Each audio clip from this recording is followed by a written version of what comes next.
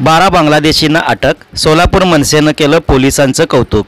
सोलापूर शहरातील अक्कलकोट MIDC भागात अवैधरित्या वास्तव्यास असलेल्या सोलापूर शहर पोलिसांनी 12 बांगलादेशींना अटक करून कायदेशीर कारवाई केल्याने महाराष्ट्र नवनिर्माण सेना सोलापूर शहर व जिल्ह्याच्या वतीने महाराष्ट्र नवनिर्माण सेनेचे जिल्हा प्रमुख विनायक महिंद्रकर यांनी सोलापूर शहर पोलिसांचे अभिनंदन केले आहे। बांगलादेशींना देशात आश्रय देणाऱ्यावरही कडक कारवाई करावी अशी मागणी त्यांनी केली आहे। आज शहर पोलीस आयुक्त यांची टीम आज 12 बांगलादेशी लोकांना पकडण्यात यश आलेले आहे। मी महाराष्ट्र नवनिर्माण सेनेतर्फे सर्व पोलीस दल आणि मान्य आयुक्तांचे हार्दिक अभिनंदन करतो।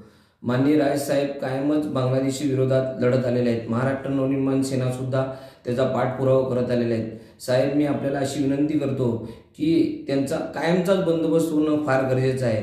माननीय गृहमंत्रीला सुद्धा मी तुमच्या या योगाने निवेदन करतो की त्यांना पकडून आणि त्यांचा कायमचा बंदोबस्त करून त्यांना भारताबाहेर हकलणं हे फार गरजेचं आहे। त्याचप्रमाणे की त्यांना जे सहकार्य करतात त्यांचं आधार कार्ड तयार होतं आहे, त्यांचं हे होतं आहे, बाकीच्या गोष्टी त्यांना मिळाल्या जातात आपल्या ह्याच्यातले, तर ते कोण करते त्यांना सुद्धा देशद्रोहाचा गुन्हा दाखल व्हायला पाहिजे अशी महाराष्ट्र नवनिर्माण सेनेची मागणी आहे। नाहीतर महाराष्ट्र नवनिर्माण सेना तर या विषयाचा पाठपुरावा करत राहील अशी मी तुम्हाला ग्वाही देतो।